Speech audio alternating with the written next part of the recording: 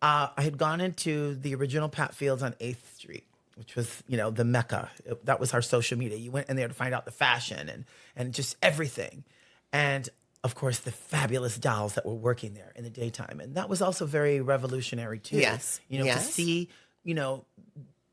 beautiful people and of our design and of our tribe not having to resort to sex work, not taking away from that. But, that was something that was, you either had to do that or you worked in the club scene. Yeah. You were either on a stage or on the corner. Or on your back.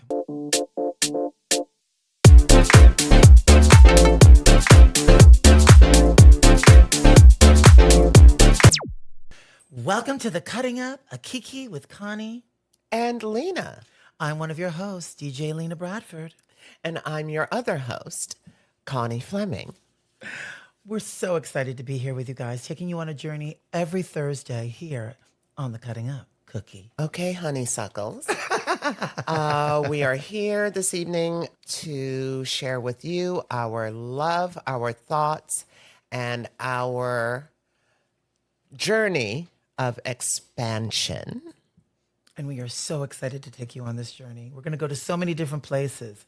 I mean, pop culture, real life issues that we're going through, and of course, our history of how we know one another.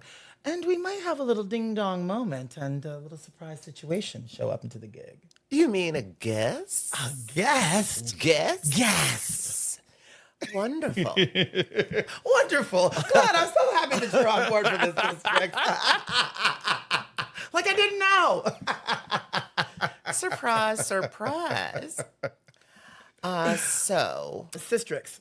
Yes. When did you think that this was the moment that we were actually going to do this, when we were having moments together?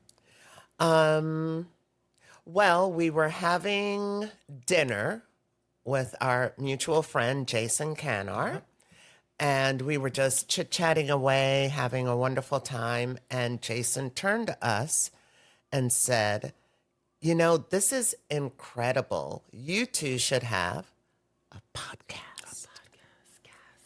Podcast. ASMR. Sugar. So, it was in the back of our minds. It was. And we had done this incredible interview at the end of COVID. Yep. The nunnery had let us out, right. and we were breathing on each other. And we had this wonderful interview for this wonderful organization called Seraph. Yeah. So the next time we all came together, Jason had already started to make plans for this podcast. Oh, and y'all, if you haven't seen it, you really need to go onto YouTube and go onto their format and see it, because it kind of really did set this whole thing up for us. It did. So question, why did you feel like you wanted to do this with me? I wanted to have a space for our community, the whole Ubiquita community, to have a space of learning, a space of being able to gather information in this time where they are trying to erase us. Yeah. Because the more information that we have about each other, the less we will fall for the bullshit. That's right. The bullshit that is coming out each and every day that people are swallowing and running with. Right. And not to cut you off, sister, but it's easy to fall up in that if you don't have references to fall into. Yes. So if you see more visibility on TV and on podcasts, and not just what they're putting out there. Yes. People want to know about who you are. Yeah. As opposed to the narrative that they put out there of us. Because the propaganda machine is rolling hard all day, every day, 24/7. Yeah. So we do have to be sort of a stopgap for all of the sort of, you shouldn't be in a public bathroom. Right. Nobody wants you. No. Nobody And why do you wants have you. such a I want to go hard- pee. Right, exactly. I want to go and pee. Why is such a hard on? Like, I just don't, there's so many obviously other things that it is that we need to be worrying about here in this world, and to have such a hard on for a community that just is about love and light and a good time, that has you pressed? Like, seriously, I don't get it. But it makes no sense. And the people who are looking at all of this tomfoolery are just like, you're really reaching for straws on this one. Yeah. And on so many things, because every single day, it's something that you just can't believe that they're running with. But again, this is what it's supposed to do. It's supposed to get in your ear. It's supposed to break you down. It's supposed to take you from your light. But this is something that you can't come for with this community. This community is taste the Skittles, the rainbow. Yeah. We've been here before and we'll be here again, but we are very united. So having moments like this and you guys tuning in every Thursday, sugar, like, subscribe, is how we continue to make it the norm. Yes. Because once somebody is in your home and conversing with you and sharing with you, you break down that sort of wall of misinformation. Right. That is so dumb, and it's ultimately the call is coming from inside the house. That's right. I mean, they're not really masterful No, about they're not smart about it the at all. misdirection. Exactly. They're not. And also, too, sister, to piggyback on that, I also feel as if this is a moment for our community to really come together, because Yes. we try to put a united front together, but we can also be very segregated within our thing. And then we only think that we can come together on gay pride, Show up for the dolls, show up for every diversity outside of the white collective of the community. Yes. And, it still always feels very foreign for me to say that, being a biracial child. But the more we live in this tomfoolery that we see it, we have to call it out for what it is. Be there for us. We've been there for you. Yes, because And we're usually most the one of taking the strides- bullets. If we're going to be 100 with it. Most of the strides have been made. Did you say Barbra Streisand? Oh, sorry. Go ahead. We got nothing to make it. This is the show, y'all. Tomfoolery. Near or far We are climbing a mountain. Please continue, sugar. A lot of the strides in our community were made by trans women. Mm-hmm. And it sort of has expanded life, has made it easier for cisgendered men and women. Right. It's expanded life and not pigeonholed anyone or everyone Right. into this binary that is in some cases killing people, or having them pick up a gun and want to kill somebody else because the voices in their mind of this sort of binary that is grinding people down. And see how this current administration has brought out so much hate into people that, this person who was just killed by someone of his camp, ilk. You know what I mean? You can't even speak nowadays without people feeling like they can pull a gun out. But again, always still pulling focus back to why we have these laws that allow this stuff. Why are we talking about children in school being shot when all you want to do is, first of all, these kids are going to be going through enough without having to worry about guns that you have to worry about this. And it's like, how many lives do we need to lose? You should still be able to speak, but people are getting so heated. This is what they're doing. They're heating people up so much that they're suffocating them to feel scared to speak. That if you say what you want to say, I'm going to kill you. If you don't think as I do, like it's the board, Right.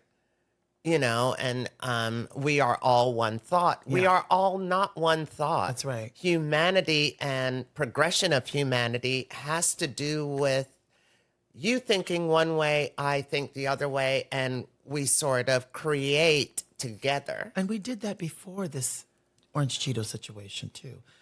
But And now we- and it's we- just so highlighted of hate. And that's the thing, is that we need to remind ourselves. We need to remind ourselves where we get our proper news from, Yeah. and where we're listening to stuff, because obviously mainstream media isn't going to cover and give you the things that it is that you really need to hear. No. Like, why are we not hearing about that poor Black man who was just hung, who quote unquote hung himself, and why is it not being spoken about? Because it's not only mainstream media, it's also our devices that give us a comfortable place to sort of go down a rabbit hole into your own thoughts Yeah. and your own sort of belief system. Yes, yes, yes. I think that's also how the sort of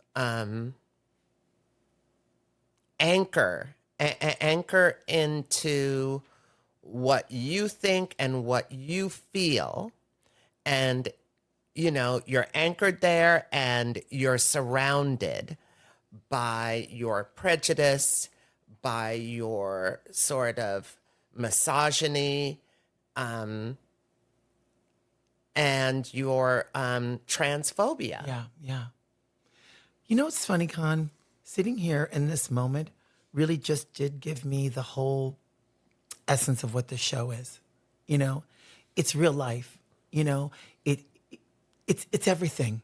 And this is Yes. what we're going through. And you can't not have any type of show without talking about these things. Yes. Obviously, it's not driven as being, high politics. It's going to be a nice bag of everything, but this is real life, And if we're not speaking about it, we're really not living within the truth of where we are in this world right now. And who we are. Absolutely. And we sort of have to be able to learn from each other. Yeah. And, as we go along in our conversations, we are on one topic that will feed into another topic. Absolutely. And someone out there will be relieved, or sort of, that aha moment of, oh, what I thought wasn't everything Right, exactly. that I have been fed. That's right. Exactly. So that is kind of our mission I statement. think that was exactly what I was about ready to lead up into, is where we find us two together, what we find that we want the success of this show to be. And I think that we kind of just piggybacked on that a moment Yes. ago, For myself, I would like to see this show to be able to touch people in different areas and educate them, and to hear our voices and hear our intellect and hear our goofy, funny camaraderie. Yes. You know what I mean? We're just like your other girlfriends, Yeah. or or any People. of your friends. But it's just a different gig. You know what I Yeah. mean? Like, you just need to see the humanitarian and the empathy in people, without judging them. And, like I always say, I'll wear a label before I am a label, like, I'm Lina Bradford. Nice to meet you, but don't try to like sum me up as being something that, they feel like they need to have a label to know who you are. And it's lazy. It is lazy. It's lazy. like, well, how many kids do you have and what do you do? Well, Yeah. why don't you just get my temperature and find out where I'm Yeah. coming from? And said you want to know my bikini line? Sugar, we haven't even had a cocktail. Couldn't possibly. He never has a second cup at home. Ooh. Ooh, Shabangy Folgers. bang. Sistrix, do you remember exactly how we met? I'm going to tell you how I remember meeting you, because I think you have a different story than I do. Yes. So the first time I remember seeing you, I mean, obviously you were just everything for me, and still are. And to sit here and go on this journey with you, honestly, is everything. And if you can't see, we're touching each other right now. We're touching. We're having a pillow fight and we're wearing peignoirs.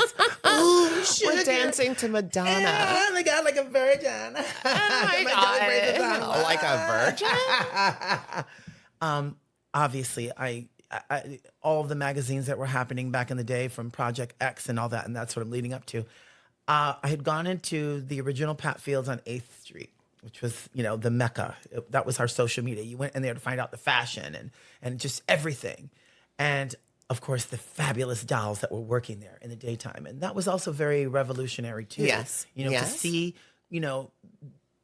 beautiful people and of our design and of our tribe not having to resort to sex work, not taking away from that. But, that was something that was you either had to do that or you worked in the club scene. Yeah, You know? you were either on a You were stage or on the corner. or on your back.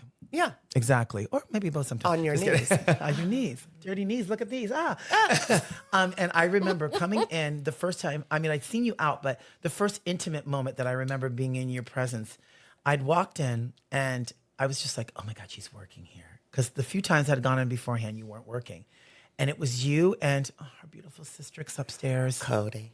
Oh my God. Miss Cody Ravioli.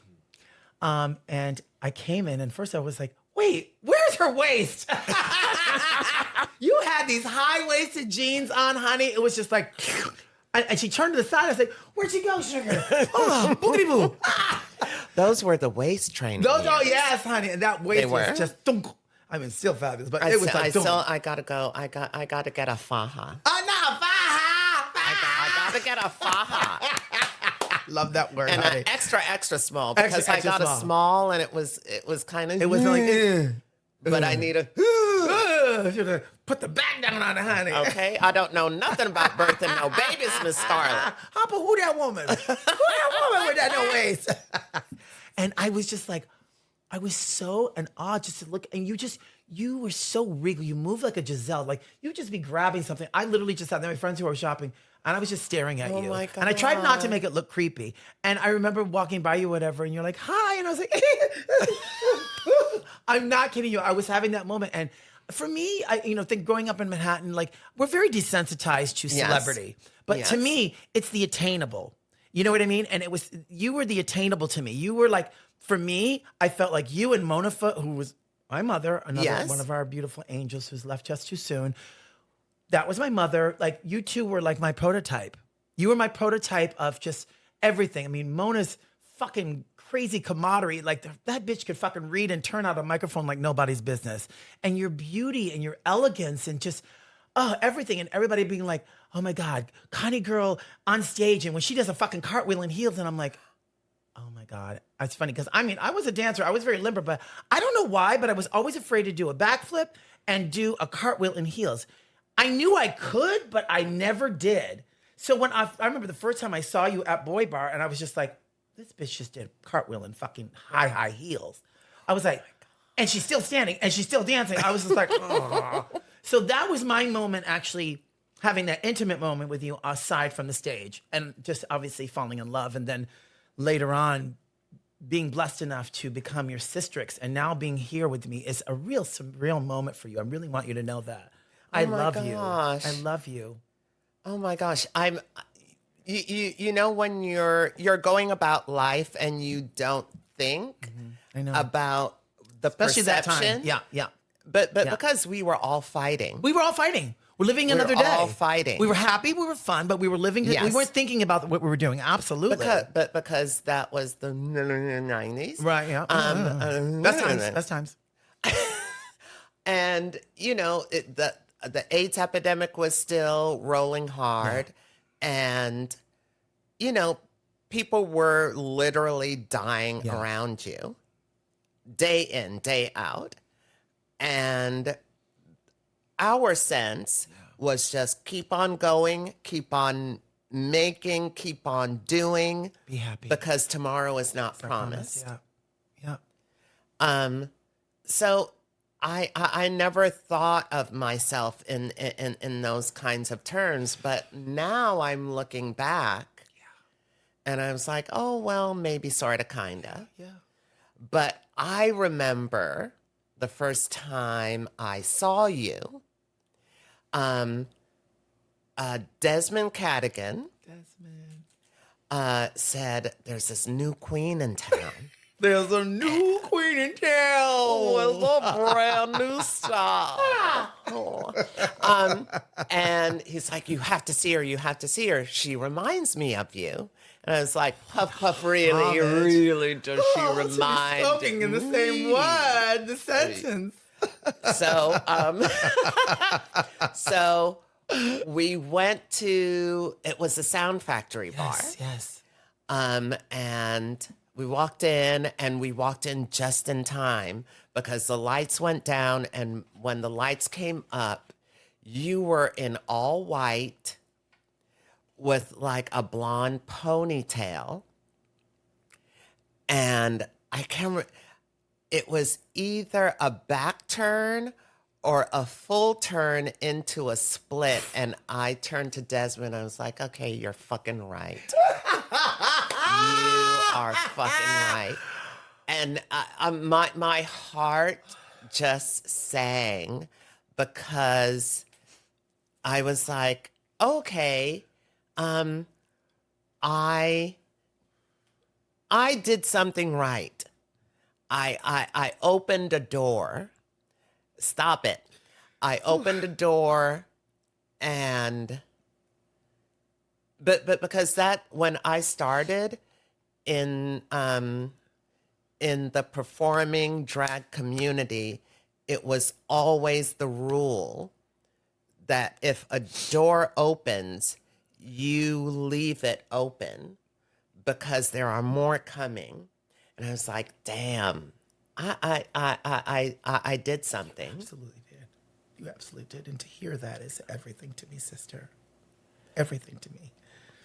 You have been the blueprint. You will always be the blueprint. Like, girl, it's crazy. And like I said, full moment here. And we are going to have such a beautiful journey with you guys going on this.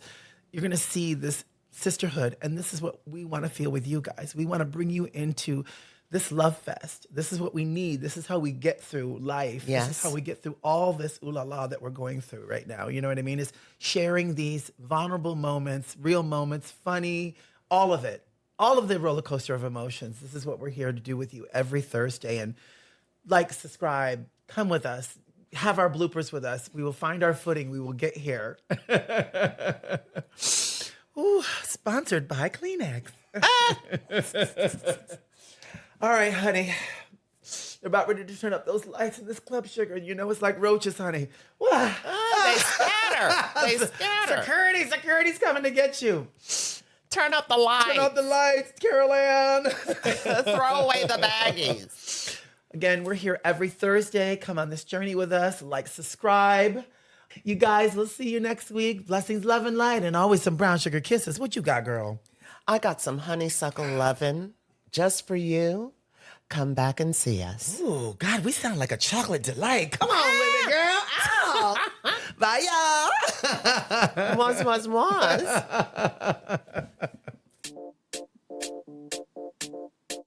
Our show is produced by Josh Rosenzweig and Matthew Breen. Our gorgeous graphics are by Daryl Raymond. Our theme music is You Need It, produced and written and performed by 808 Beach, John J.C. Carr, and Bill Coleman, courtesy of Peace Biscuit. Our perfect production designer is Daryl Dickens. This season's hair has been done by the heavenly hair goddess herself, Mariah. Our very special thanks to Jason Canner for all your wonderful support. The Cutting Up is a Pride House Media production.